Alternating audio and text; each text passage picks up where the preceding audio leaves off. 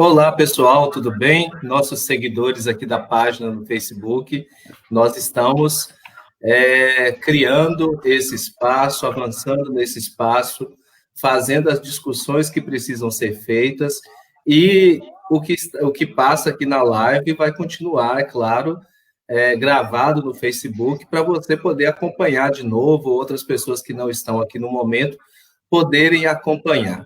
Na nossa primeira live desse circuito, né, eu já tinha realizado outras, mas na nossa primeira live desse circuito, nós abordamos a temática do racismo contra pessoas negras. E eu trouxe aqui o professor Rubens Alves, que foi inclusive meu professor na Universidade Estadual de Montes Claros, que é professor doutor em antropologia social pela Universidade de São Paulo e trabalha na Escola de Ciência da Informação da UFMG. Na segunda live, que foi na semana passada, nós discutimos sobre homofobia e a luta das pessoas LGBT. Eu trouxe aqui jovens que fazem essa luta aqui no município de Itaiobeiras, o Enio Tuari, Felipe Cortes e Iago Silva. Já hoje, nós vamos tratar de uma temática que, com certeza, mexe com muita gente. Nós vamos falar da espiritualidade. E, sobretudo nesse tempo de pandemia, mas mais do que de pandemia, de crise, de todas as crises, econômica, social, política, humana, a questão da religiosidade e da espiritualidade está mais do que nunca na pauta de discussões, inclusive negativamente, quando vemos crescer as diversas intolerâncias. Aí eu peço que você fique conosco, porque nós vamos abordar o tema espiritualidade sã para tempos insanos. Sim, porque são insanos esses tempos de corona crise que nós estamos vivendo. Então eu peço para você que está nos acompanhando, compartilhe aí nas suas redes sociais, chama mais pessoas para assistir ao vivo, mas se não puder assistir ao vivo, continua depois no Facebook para você poder assistir, né, e compartilhar sempre. E eu tenho aqui dois grandes convidados, muito especiais, grandes amigos, a nossa querida Sônia Oliveira, ou Sônia Gomes Oliveira, que é presidente do Conselho Nacional do Laicato, dos Leigos Católicos do Brasil inteiro, e que é da nossa Arquidiocese de Montes Claros. E também um grande mestre, grande professor, Padre Tardem, que é um grande escritor, inclusive, aprendi muito sobre a temática da Bíblia, lendo os livros que ele escreveu, lendo Catequese na Comunidade, Catequese Fundamental, e os livros especificamente no período de preparação do Grande Jubileu do ano 2000, os estudos dos evangelhos sinóticos, né, que ele escreveu, e outras coisas mais que ele sempre escreveu e trabalha nos encontros de SEBS e tudo mais, e das pastorais sociais. Padre Tardem é sacerdote jesuíta, confrade do nosso Papa Francisco, né, do Jorge Mário Bergoglio, o cardeal argentino, nosso hermano argentino. Então, sejam bem-vindos, seja bem-vinda, Sônia, seja bem-vindo, Padre Tardem. Nós queremos ouvir a saudação de vocês. Então, as mulheres na frente, por favor, Sônia, sua saudação. Então, boa noite, Levon, boa noite, Padre Tardem, boa noite àqueles que já chegaram, que estão aí já nos acompanhando. Para mim é uma alegria muito grande, né, estar aqui nesta noite e vamos tentar fazer uma roda de conversa, já que a lógica agora é essa, né, e vamos tentar colocar nesta roda de conversa um pouco deste tema, né, que é tão discutido e pouco vivenciado em nosso tempo de hoje, né? Obrigada pelo convite, Levon. Eu que agradeço, Sônia. E boa noite, Padre Tardem. Boa noite, Levon, boa noite, Sônia, e boa noite aí vocês também que estão nos acompanhando aí nas suas casas. Então, já vimos aí o boa noite do Felipe Nunes, né, que nos cumprimentou através do comentário. 9 pessoas já nos assistindo, eu peço que vocês compartilhem e que comentem aqui, deixem as suas opiniões, vamos fazer essa reflexão chegar em mais pessoas. Meus queridos convidados dessa live de hoje, nós estamos vivendo, como eu disse, um tempo insano, uma época sem saúde, né? Em que a espiritualidade, muitas das vezes, é utilizada das maneiras mais diferentes e às vezes, até das maneiras mais perniciosas possíveis, né? Eu queria a opinião de vocês. Vamos começar pelo Padre Tardem. Por que nós poderíamos afirmar, não sei se o senhor concorda, um pouco da percepção que eu tenho, talvez não seja a sua. Por que essa nossa época de coronacrise está insana, Padre? Olha, o coronavírus faz parte, né, dessa insanidade, a insanidade corporal. Mas eu creio que há uma insanidade maior no nosso tempo, né, mesmo antes do coronavírus, e se a gente não trabalhar muito, vai prevalecer depois também. O Papa Francisco já nos alertou, né, que a nossa sociedade está doente. Só a nossa natureza, né, a Mãe Terra, está com seus gritos, seus clamores por libertação, porque ela foi muito maltratada, mas a ecologia humana também, o ambiente humano não está muito bem.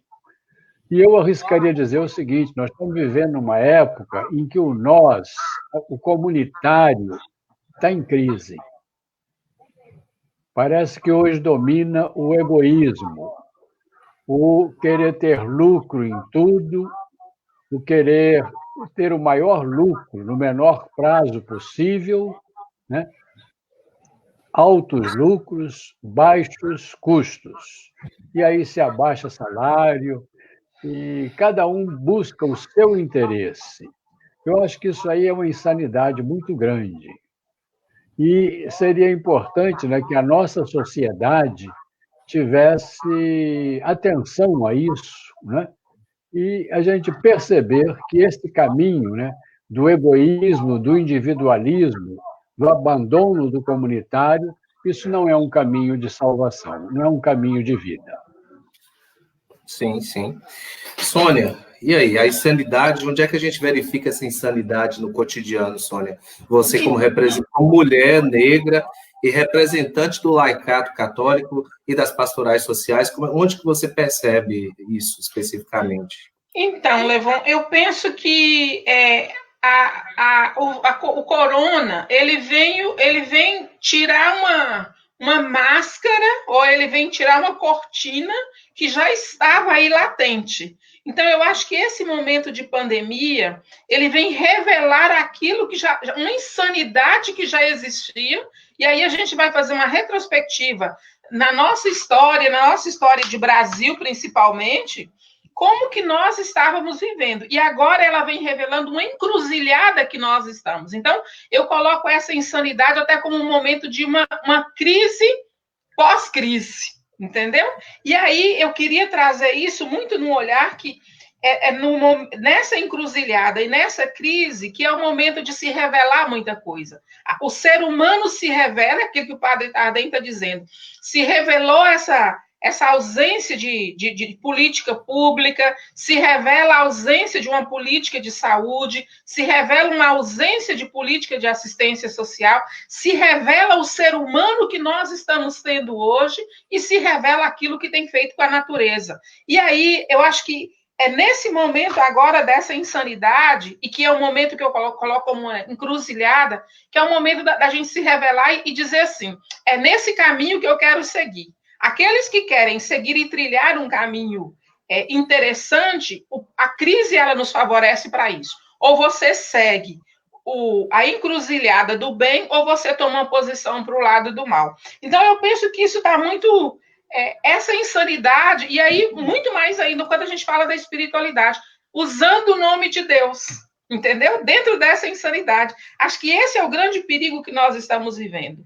Em nome de Deus se tira direito, em nome de Deus se tira vidas, em nome de Deus não se valoriza as pessoas, o ser humano e nem a natureza. Um pouco sim, esse olhar que eu trago. Sim, sim.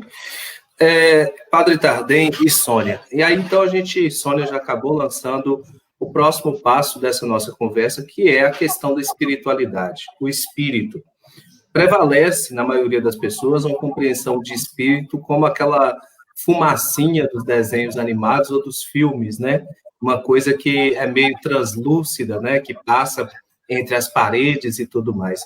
E nós sabemos, e Padre Tardem, como especialista nessas temáticas bíblicas também, que o espírito é muito mais do que isso, né? Muito mais do que essa visão até infantil que se tem a respeito do espírito e da espiritualidade. Nós sabemos que a espiritualidade tem sido usada ultimamente para privatizar, para deslegitimar o ser humano e usada como instrumento de mercado. Mas, para quem está nos ouvindo, nos assistindo, nós estávamos há pouco com 25 pessoas acompanhando, o que é espiritualidade, Padre Tardem, de um ponto de vista mais teológico? O que é realmente a espiritualidade? Deus é espírito, né? No Evangelho de São João, a gente encontra Jesus afirmando que Deus é espírito e aqueles que o adoram devem adorá-lo em espírito e verdade.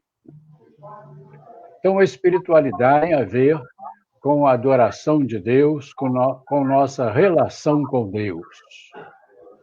E o nosso Deus, o Deus da Bíblia, é um Deus muito interessado no ser humano. É um Deus que desce do céu, né, para libertar o ser humano de suas dores, de suas angústias, para procurar dar a ele um sentido para a vida. Então, a espiritualidade, né, tudo isso que envolve a nossa vida humana, e não é só uma vida corporal, mas é espírito também, né? Nós não somos só carne, mas temos um espírito entranhado nessa carne. Nós temos perguntas que nenhum outro ser vivo tem, né? O que será depois da morte? Como vai ser o futuro? Essas preocupações todas que temos. E em Deus, né, a gente encontra muitas respostas, não todas, mas a gente encontra muitas. E a espiritualidade, né, se trata da gente, digamos assim, assumir, receber, deixar-nos impregnar pelo Espírito de Deus. A Bíblia define Deus de uma maneira muito simples, muito bonita. Deus é amor. Deus é amor. E quem permanece no amor, permanece em Deus. A gente lê isso no capítulo 4 da primeira carta de João. E nos evangelhos, o Filho de Deus que desceu do céu para viver entre nós, para ser o nosso caminho, verdade e vida, quando ele foi perguntado sobre qual é o maior de todos os mandamentos, ele respondeu, né? Ouve, ó Israel, o Senhor teu Deus é o único Senhor.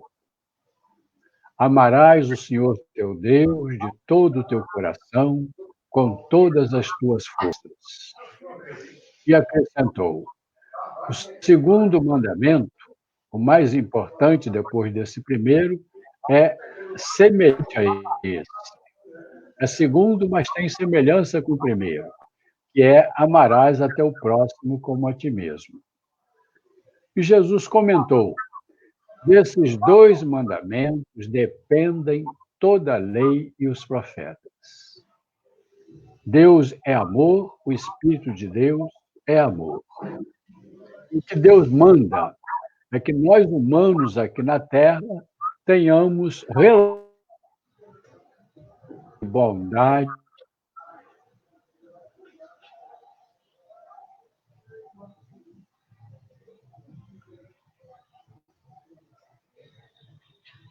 Acho que a internet do padre está. e não estou escutando você, Levon. Acho que teve um probleminha aí. É?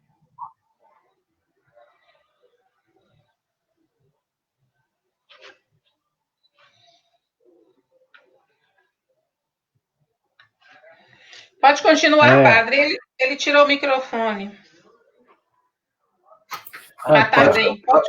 Desculpa, pode continuar. Eu não coloquei. Não, mas é que eu não estava. Pode continuar. Eu não estava escutando. Eu não porque eu estava eu não habilitei. Então, eu creio que a espiritualidade, né? A espiritualidade é toda uma arte, né, do nosso relacionamento com Deus, para que nós assumamos o Espírito de Deus, o Espírito do amor, e para que as nossas relações humanas correspondam ao plano de Deus, esses maiores mandamentos, sejam relações humanas de amor, de olhar para o outro como irmão, né, de ver no outro o irmão. São Paulo também define o cristão, né, como aquele que não busca seus interesses, mas os interesses dos outros. E justamente, eu acho que aí a nossa crise, a nossa insanidade, estamos vivendo uma época marcadamente pela busca dos próprios interesses e o esquecimento do outro, principalmente do pobre, daquele que no mercado não tem nada para vender, nem tem dinheiro para comprar. Então, é um sobrante, né? Um excluído, não serve para nada no mercado. E o mercado se interessa muito pelo lucro. O que não dá lucro não tem valor. Por isso, penso eu, os pobres são tão pisados, tão desprezados, porque não dão lucro. Então é isso aí. Deixa a Sônia falar um pouquinho também, depois a gente continua. É uma aula. Escutar você, Tardem, é uma aula. A gente fica assim até meio que, né? Mas eu me perguntava isso, e hoje, essa semana me perguntaram para mim quem é Deus. E aí eu acho que vem muito nessa perspectiva do que é espiritualidade. Eu acho que não é possível entrar nesse mistério de Deus sem antes descobrir que Deus está nesse comprometimento com a nossa realidade ou com a realidade do outro. Então, falar de uma espiritualidade desencarnada da pessoa de Jesus Cristo, da figura de Deus, essa trindade santa, e sem pensar nessa encarnação do verbo no meio de nós, não é possível ser uma espiritualidade. Aí nós vamos falar de espiritualismos, né? Que são vários eu vou dizer, sintomas que nós estamos tendo hoje em nossa sociedade. E aí, aquilo que Tardem dizia, uma espiritualidade desencarnada da vida, a minha relação com Deus tem que me levar para esta realidade que está ao meu redor, esta realidade que está em volta de mim, e que nós somos chamados para essa relação com Deus, com o outro e com essa realidade e comigo mesma, né? Então, isso é espiritualidade para mim. E aí, quando a gente vai fazer essa relação de olhar Deus, quem é Deus? Tardem já definiu muito bem, amor.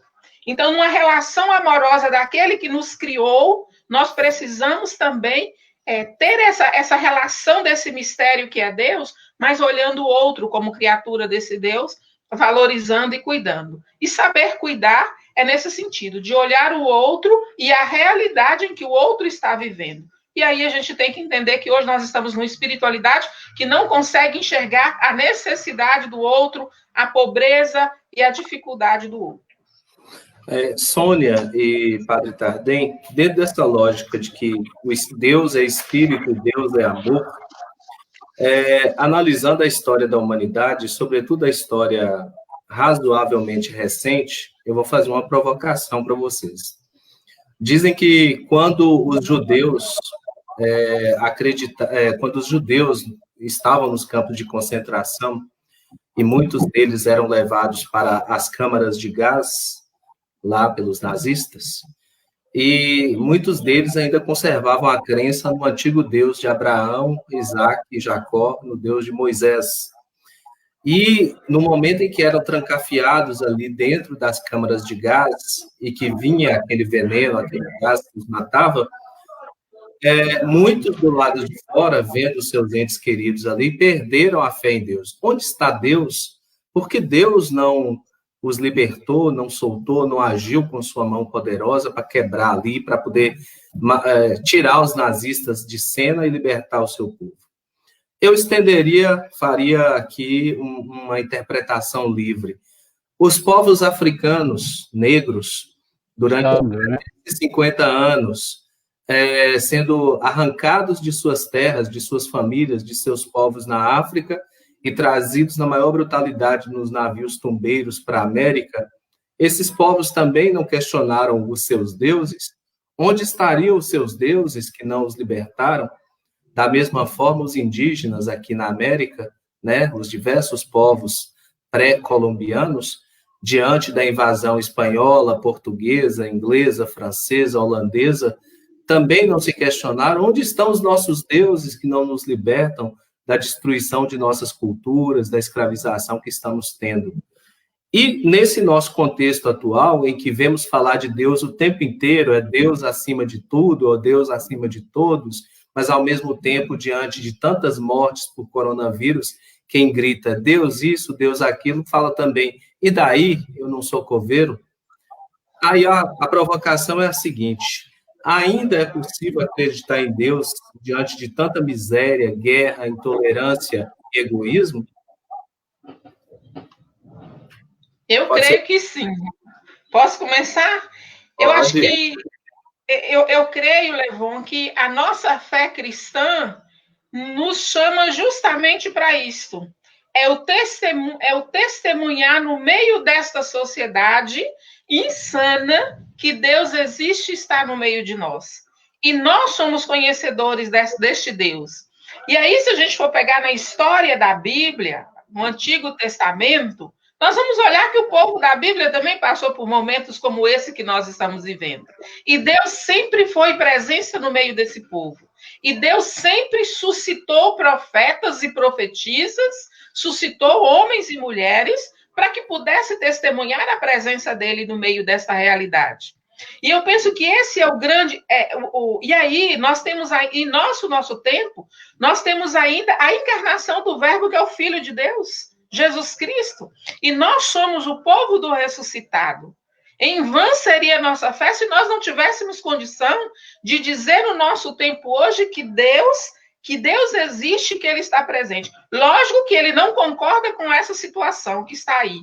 E é isso que nós devemos denunciar. E é isso que nós devemos testemunhar. Eu acho que esse é o grande desafio enquanto cristão leiga, e hoje estando à frente de um organismo da representatividade do laicato no Brasil, e aí a gente vai olhar muito isso. O documento 105 do laicato vai dizer que é nesse mundo, vasto e complicado mundo, que nós precisamos testemunhar a presença de Deus e Jesus Cristo nesse tempo. Então, eu acho que nós, enquanto cristãos batizados, a nossa fé nos convoca para isso. Deus existe, Deus está aí, e ele não tolera a realidade que está aí. E é por isso, Levon, que aí eu já estou encerrando, Partadem, que eu acho que nós, enquanto cristãos leigos e leigas, temos que começar assumindo o nosso papel na sociedade, porque o ministério do padre é dentro da igreja, é o ministério ordenado nos espaços da igreja. Agora, o ministério nosso de cristãos leigos é inserido nos espaços da sociedade e testemunhando Jesus Cristo.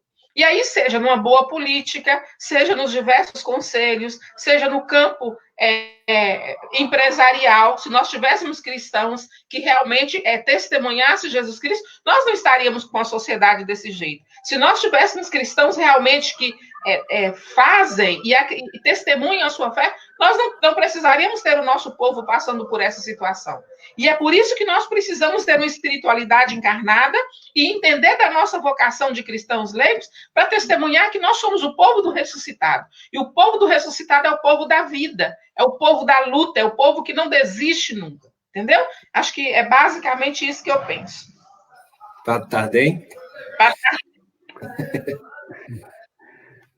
Nós precisamos de uma espiritualidade bem encarnada nessa realidade concreta em que estamos vivendo.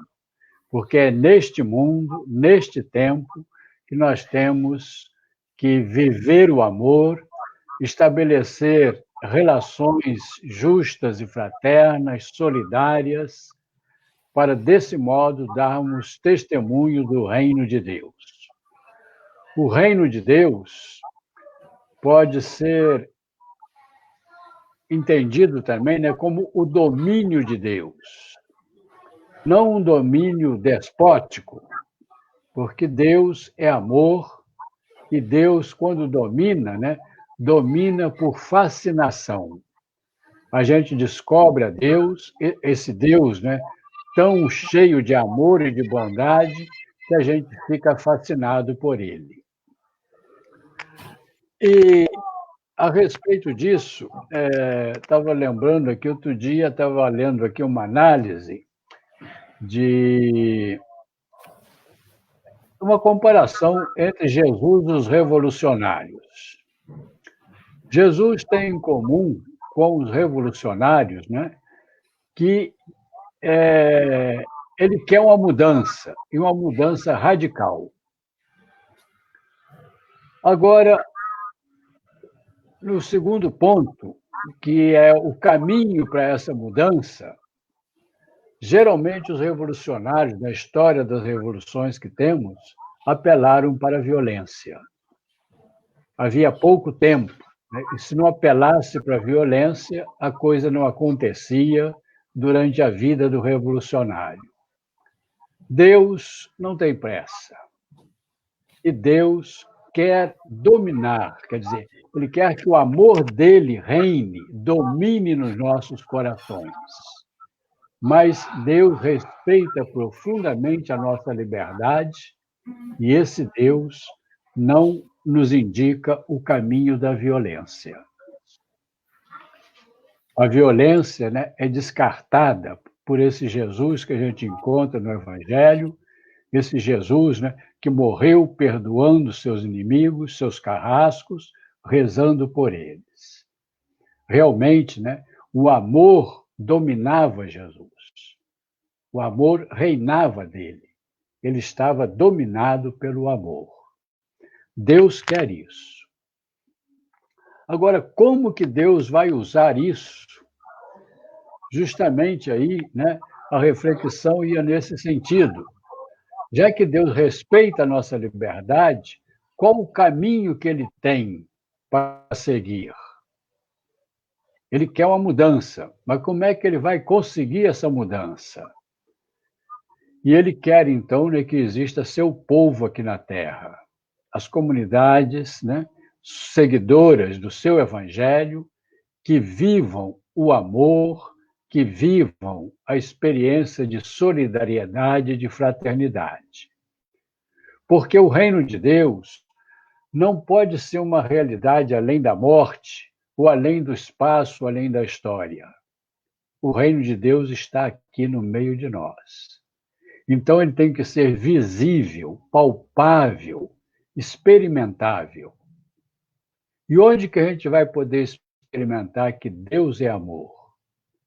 Naqueles que creem nele e agem com amor, formam comunidades de amor. Onde aí as relações humanas, né, são de fraternidade, de interesse pelos outros, superam a busca dos próprios interesses para amar e servir, para dar a vida aos outros. Muito, muito significativo, né, que o bom pastor dá a vida pelas ovelhas. Não só pelas ovelhas, mas para as ovelhas também, né? Não só Jesus que morre para nos salvar, mas ele, morrendo, ele dá a vida a nós. Essa vida no amor, essa força para viver no amor. E eu gostaria de lembrar aqui um santo que eu conheci, talvez alguns de vocês conheceram também, Dom Luciano Mendes de Almeida, o conheci muito em vida.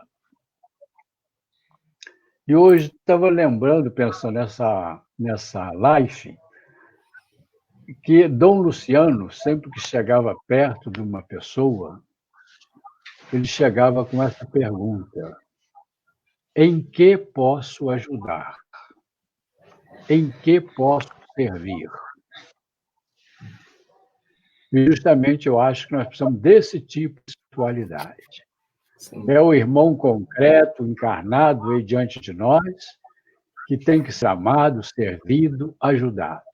E a nossa atitude, né, verdadeira, numa espiritualidade sadia, santa nesse sentido, é aquela que nos leva a servir, a nos pôr à disposição dos outros. Sim.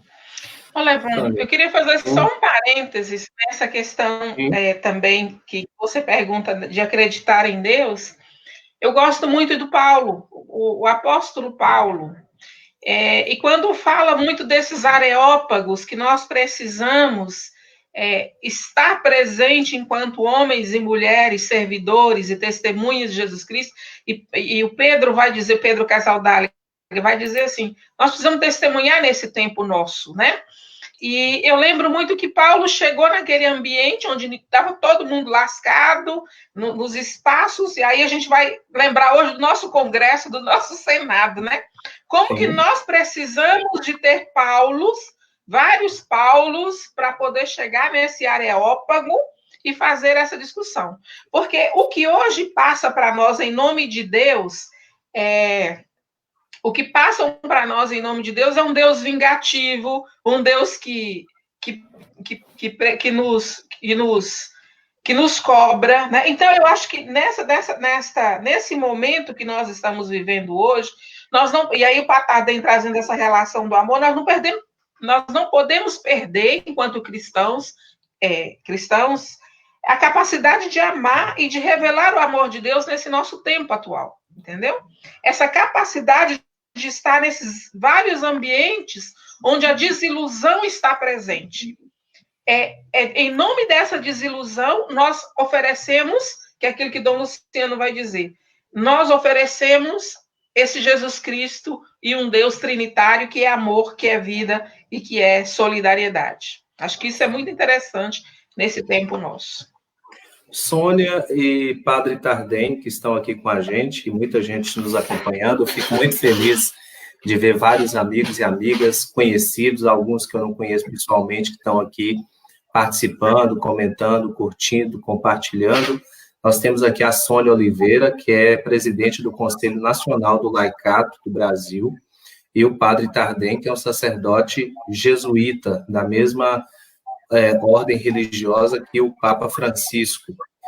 E o interessante dessa discussão que estamos fazendo sobre espiritualidade é que nós não estamos aqui fazendo uma questão de proselitismo, né? Mas discutindo algo que é um elemento extremamente fundamental na vida do ser humano, que é a fé. E é justamente nessa questão que eu gostaria de colocar, nesse item que eu gostaria de colocar o próximo questionamento para a gente discutir aqui. Nós temos várias abordagens. Falou-se que Deus é amor, né? O próprio texto bíblico diz isso, e que o que se espera é que nós vivenciemos esse amor, sejamos a face desse amor uns com os outros, seguidores uns com os outros.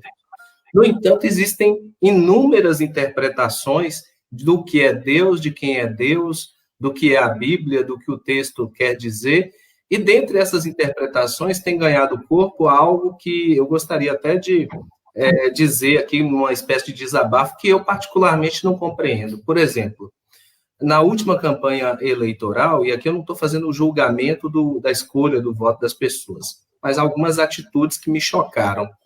Na última campanha eleitoral, nós vimos, as redes sociais nos permitem isso, nós assistimos pessoas muito crédulas, pessoas de igrejas ou de grupos religiosos fazendo sinal de arma com a mão dentro de igrejas, templos católicos, em casas espíritas, templos evangélicos, das mais variadas correntes possíveis que se possa imaginar. Então, foi algo até bem ecumênico nesse aspecto aí, de um símbolo de violência estar sendo feito por pessoas que, em tese, conheceriam essa lógica, esse entendimento de que Deus é amor.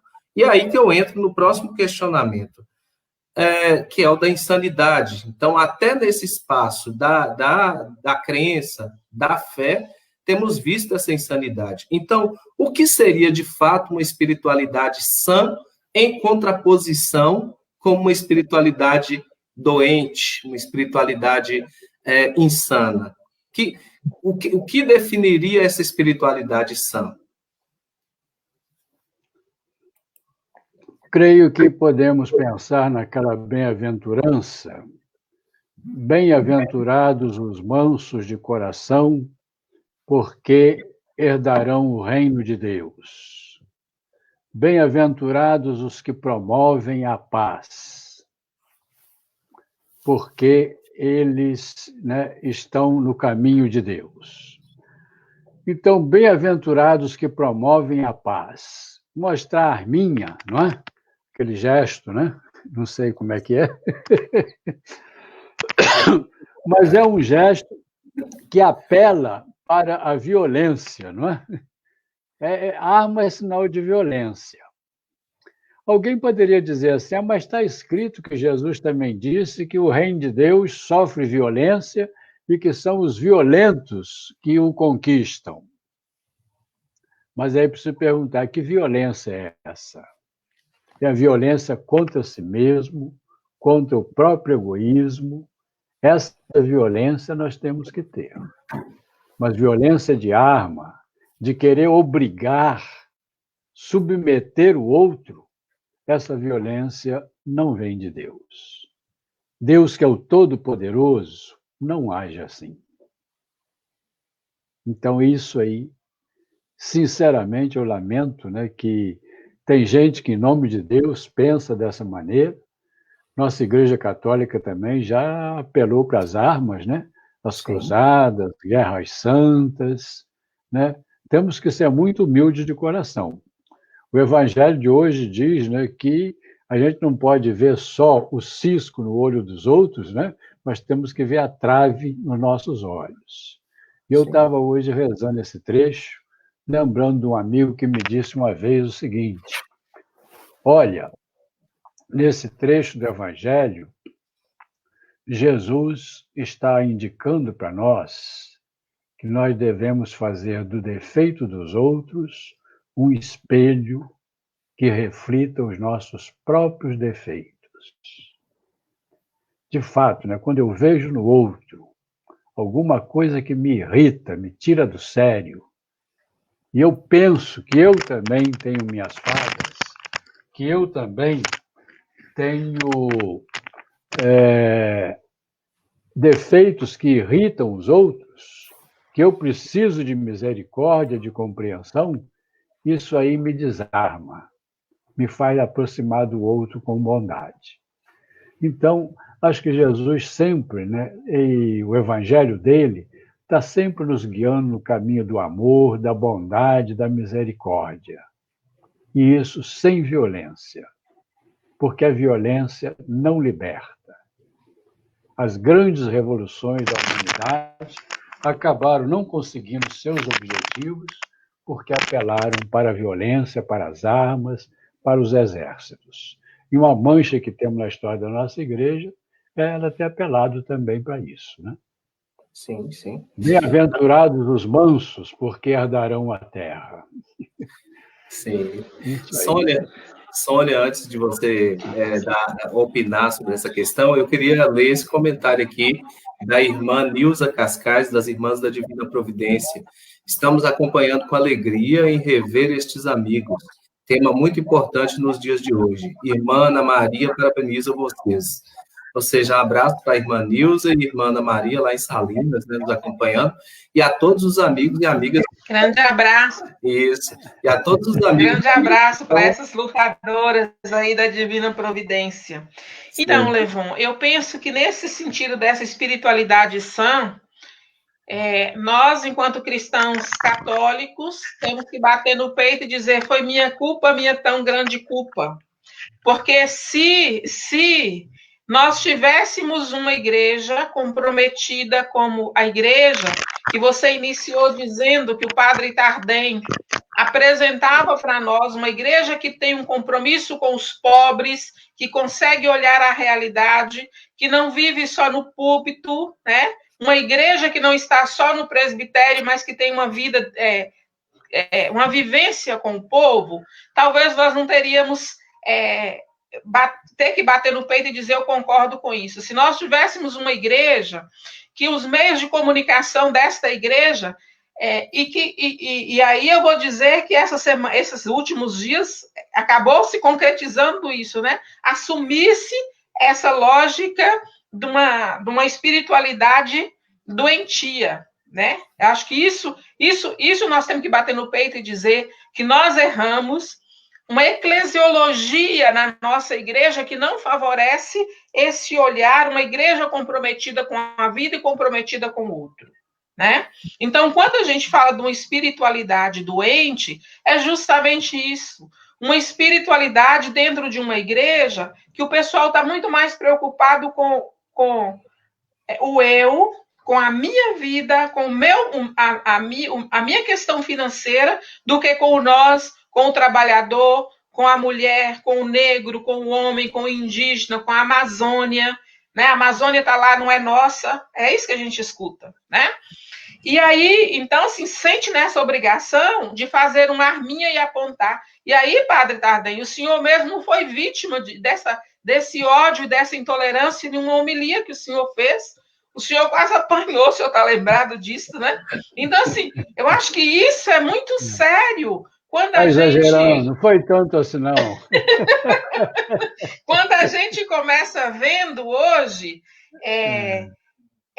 esse tipo de discurso, né? Então, uma espiritualidade sã, eu entendo que é quando a gente no compromisso com o outro, com a vida, com uma sociedade de iguais, com o bem comum, que você não consegue desligar a vida da natureza e tudo mais. Mas uma espiritualidade doentia é quando você começa em nome do cristianismo, em nome de Jesus Cristo, em nome de Deus, em nome da fé, apoiar uma lógica que é uma lógica armamentista, uma lógica de intolerância, do ódio, uma lógica que tira vida, entendeu?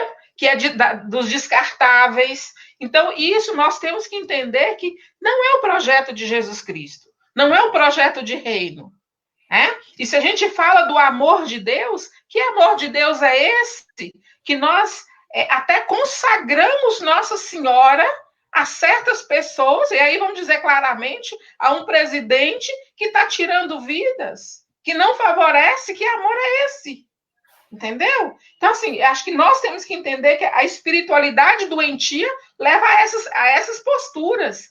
As pessoas irem para o meio da praça sem condições, com um quadro dizendo Jesus te ama. Ama como? Ama porque é pessoa, mas ele está tirando vida de pessoas. Gente, nós estamos com 50 mil mortos e nós estamos no terceiro ministro da saúde e que não fala nada da saúde. Isso não é fanatismo. Entendeu? Então, assim, eu acho que nós temos que ter o pé no chão e ter coisa, né? De reconhecer o erro e que muito da nossa igreja, não vou generalizar, não, mas grande parte, uma parcela muito grande da nossa igreja contribuiu com isso. Sim. Uma das palavras que a gente poderia estar colocando, que nós estamos vendo na questão da espiritualidade no Brasil, é a chamada privatização da fé, privatização da espiritualidade, que é a mesma lógica do sistema do capitalismo atual, o ultraliberalismo, que é privatizar tudo. Quando tudo for privatizado, nada nos restará, né? Até a fé tem sido privatizada. Quando você assiste determinadas celebrações religiosas, independentemente se são católicas ou evangélicas, o que a gente vê são as pessoas pedindo sempre coisas muito individuais. Ou seja, é a tal da teologia da prosperidade.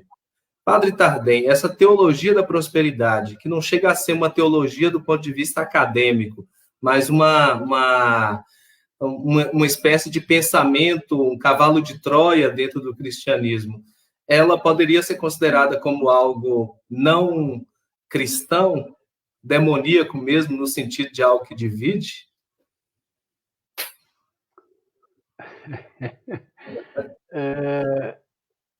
Se a gente olhar no Antigo Testamento, você vai encontrar um pouco disso aí, não é? Servir a Deus, para ter longa vida, para ter bens nesse mundo. É uma teologia que está presente também no Antigo Testamento, né? Agora, o que nós precisamos fazer é ler o Antigo Testamento como Jesus leu. Jesus leu o Antigo Testamento, inclusive todas as leis do Antigo Testamento, passando pelo crivo do mandamento do amor a Deus e ao próximo. Quer dizer, tudo que vai nos desviar do caminho do amor a Deus e ao próximo, vai nos levar à busca dos próprios interesses, esquecendo do irmão, isso aí, Jesus superou isso. Ele diz, né, muitas vezes, antigamente estava escrito, eu, porém, vos digo. E ele diz, né, que ele não veio para abolir a lei, mas para cumprir a lei.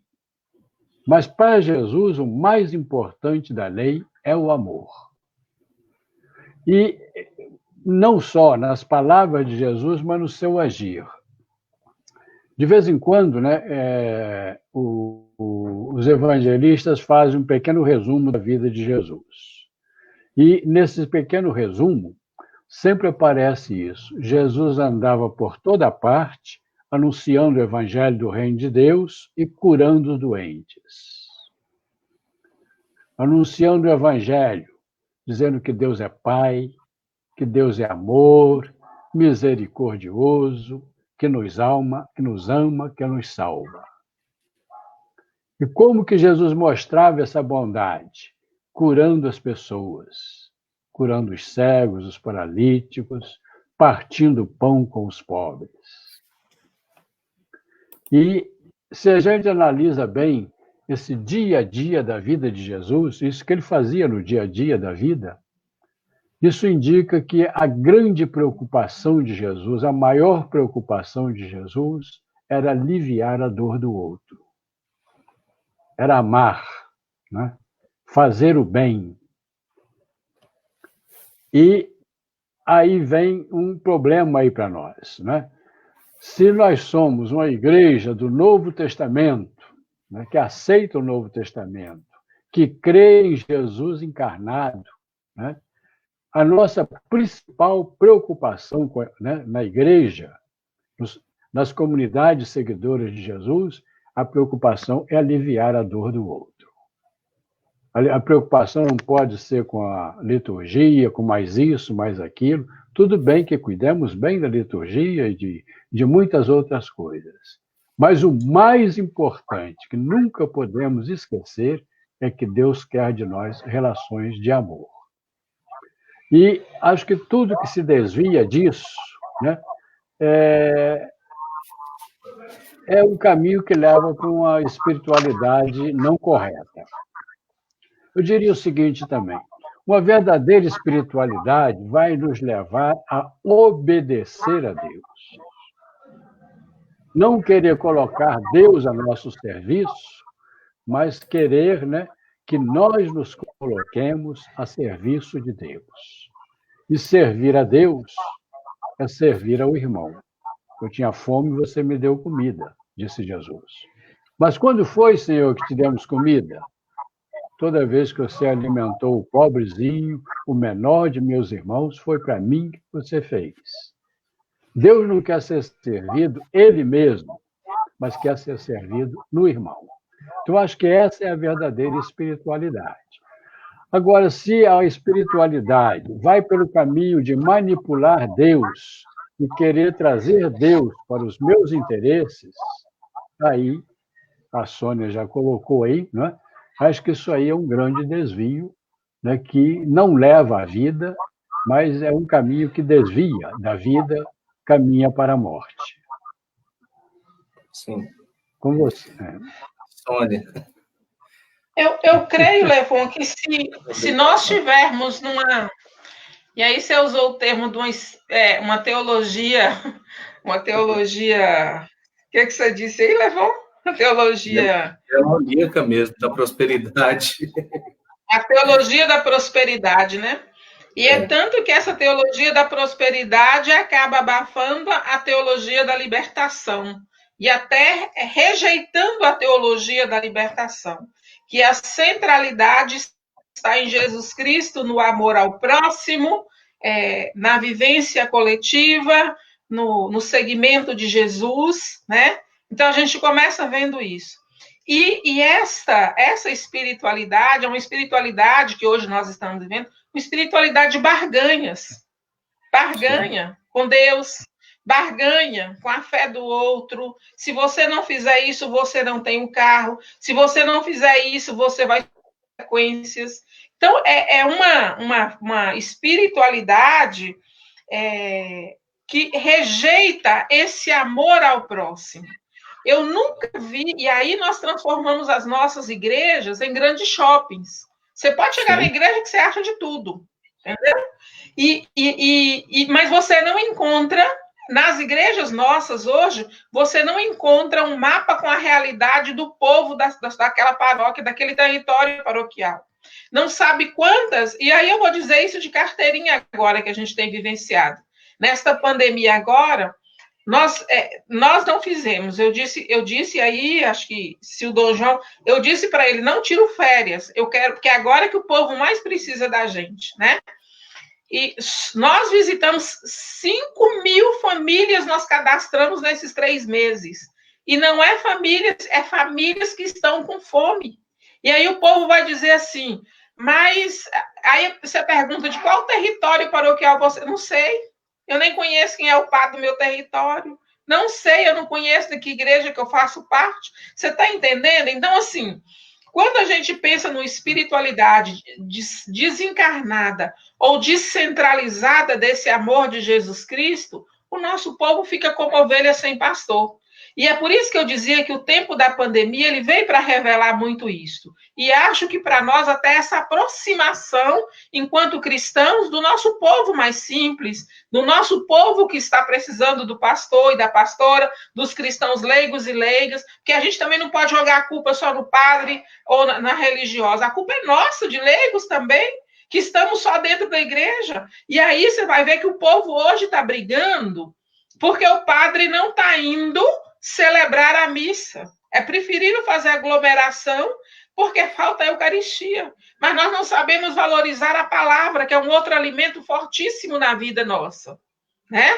E aí, a pandemia nos trouxe essa revelação da igreja doméstica, desse compromisso de Jesus Cristo na vida familiar, que é o primeiro campo nosso, e muitas vezes a gente corre para esses espaços esquecendo disso. Então, eu penso que quando você fala dessa espiritualidade do amor ao próximo, que está privatizada, é justamente isso. Nos faz esquecer da família, nos faz esquecer da nossa realidade. Você quer ir para uma vida que você não tem, faz esquecer de Jesus Cristo, porque você começa se apegando a vários santos e substituindo a figura de Jesus Cristo em alguns santos que, na verdade, não.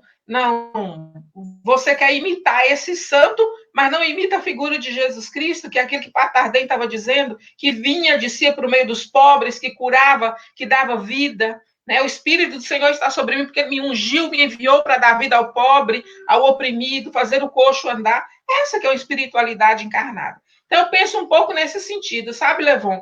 E acho que nós temos... E aí eu digo para mim, enquanto cristã leiga, você como cristão leigo, nós precisamos deixar de falar da igreja do Papa Francisco e vivenciar a experiência que Francisco tem nos pedido. Sujar as nossas pernas, voltar à lógica da teologia da libertação nas nossas igrejas, uma eclesiologia encarnada com a vida e com a vida do povo. Sim, sim. Sônia, você me fez lembrar aqui o Papa Francisco subindo em silêncio aquela rampa que dá acesso à Basílica de São Pedro, em plena pandemia, sozinho, naquele dia da bênção Urbe et Orbe, e a praça vazia, a chuva caindo, aquilo me fez sentir que ali estava de verdade um cristianismo autêntico, que não era a aglomeração que no caso, poderia levar à morte, que significava um povo de fé.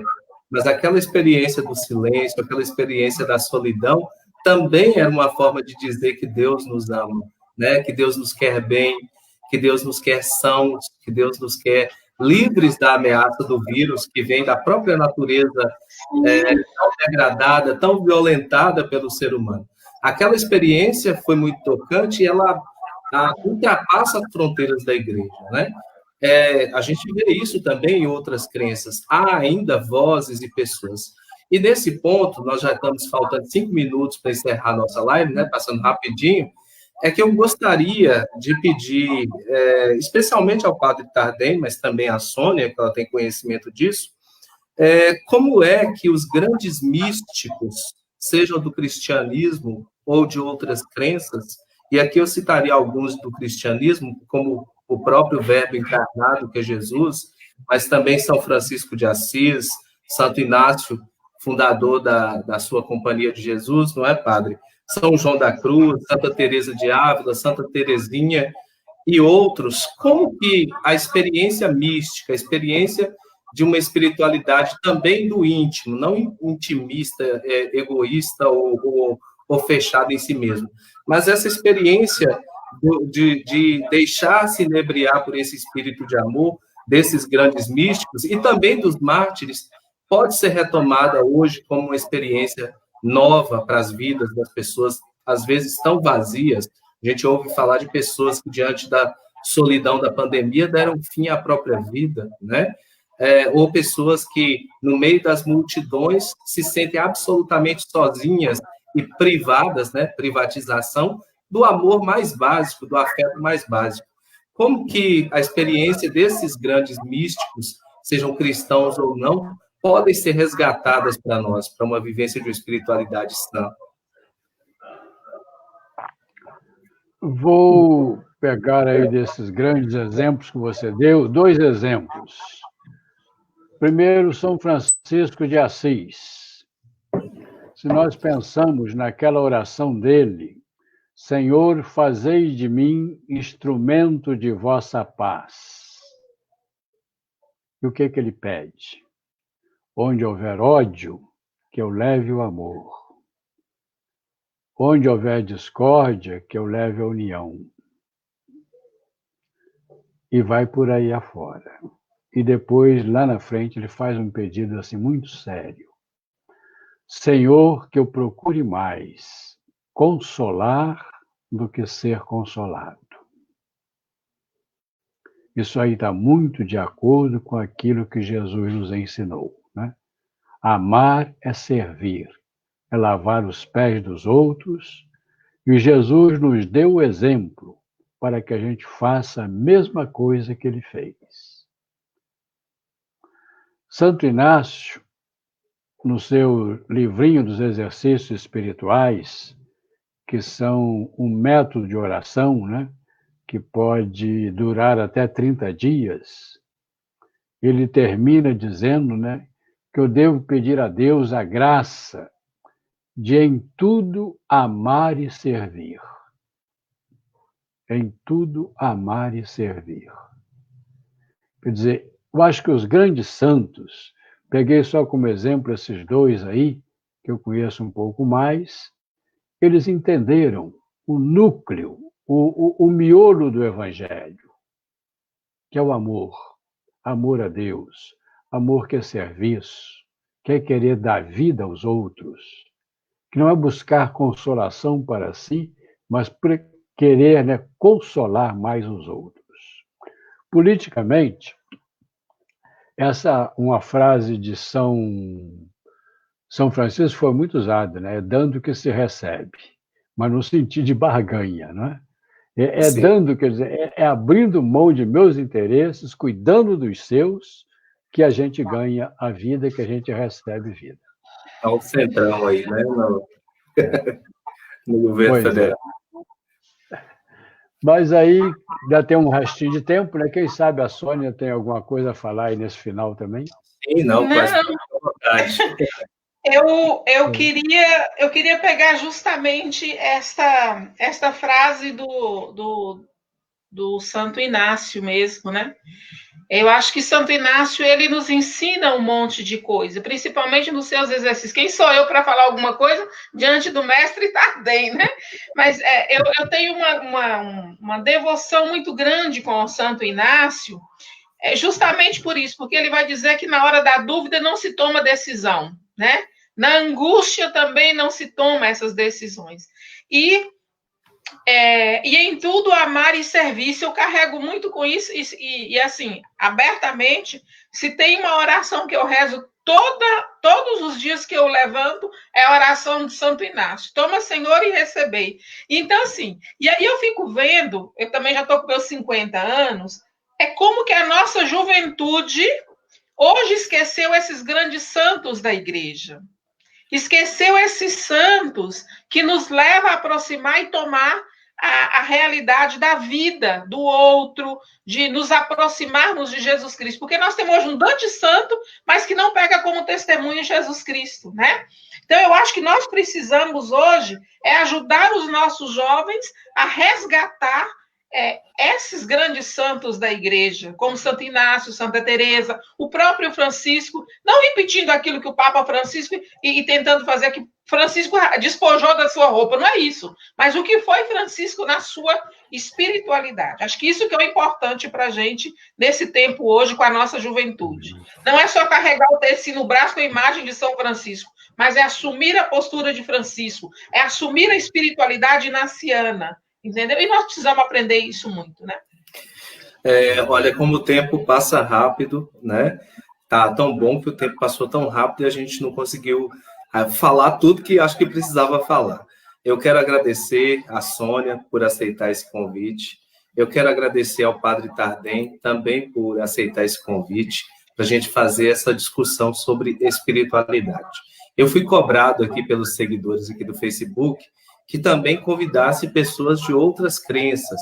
Então, essa live sobre espiritualidade vai ter uma segunda ou terceira parte em algum momento, que nós vamos também convidar um pastor, uma pastora, nós vamos convidar um pai de santo ou uma mãe de santo, nós vamos convidar alguém, um médium espírita, ou seja, vamos dar voz a todos os homens e mulheres de boa vontade que acreditam no Deus do amor, que acreditam na verdade, que transcende a esta vida, mas que começa aqui. Então, eu gostaria de agradecer a vocês e eu vou dar, assim, como já esgotamos o tempo aqui, 30 segundos, assim, para as considerações finais de cada um. Vamos começar, então, com a Sônia. Vamos lá, Sônia. Rapidinho, só quero dizer muito obrigada, Levon, muito obrigada por essa oportunidade, espero que tenha contribuído. Ao Padre Tardem, é sempre uma alegria muito grande encontrar com o senhor, mesmo distante. Moramos aqui em Montes Claros, mas escutar o senhor, Padre Tardem, é muito bom. Então, essa live serviu até para aguçar um pouquinho também daquilo que nós precisamos escutar do senhor. Obrigada pela oportunidade. E eu agradeço também ao Levon, a Sônia, né, pela paciência em estar aí me escutando, esse velho, né, já meio rabugento, que não traz muita ideia nova, só fala do Evangelho, mas eu acredito que o Evangelho é o caminho. Jesus é o caminho, a verdade e a vida. Basta compreendê-lo bem, seguir o que ele ensina com palavras e obras, que a gente está bem, está num bom caminho. Uma boa noite então, para vocês. Beleza, obrigado, Padre, obrigado, Sônia. Nada de velho e sempre novo, Padre. O Evangelho é sempre boa nova, né? Sempre novidade. Gente, eu gostaria de agradecer a vocês que nos acompanharam. Sônia até citou quando é que eu conheci o Padre Tardem, que a gente conversou antes de entrar ao vivo para vocês. Eu só queria falar rapidinho sobre isso. Eu conheci o Padre Tardem, conheci assim, ouvi falar dele a primeira vez naquelas novenas de Natal que a gente fazia aqui na rua de casa, lá no início dos anos 90, e lá estava escrito assim, mande a sua avaliação para a equipe de redação do material da Diocese de Montes Claros, aos cuidados do Padre, aí eu li assim, do Padre Tardim, né? Eu não sabia como é que pronunciava, Tardem, né? José Flávio Tartem, na verdade. Depois que eu fui conhecê-lo pessoalmente, quando eu estava morando em Montes Claros, e trabalhando também junto com ele lá, claro que minha contribuição pequenininha, lá na equipe de material da Diocese, com Éder, com Sônia também. E Sônia eu conheci lá, trabalhando com ela na Casa de Pastoral, né, na época que eu estava lá na Secretaria da Pastoral da Juventude, e ela na Secretaria das SEBs. Então, são grandes amigos, tem muito a nos ensinar, tem muito a contribuir com todo esse povo, sobretudo nesse tempo de escuridão, de crise, de pandemia, mostrando aí que existe luz no fim do túnel e que o evangelho é sempre uma novidade. Então, para encerrar, vários amigos aqui mandaram comentários agradecendo a vocês, parabenizando. Grande abraço a todos, fiquem com Deus e até mais. Até mais, Levon.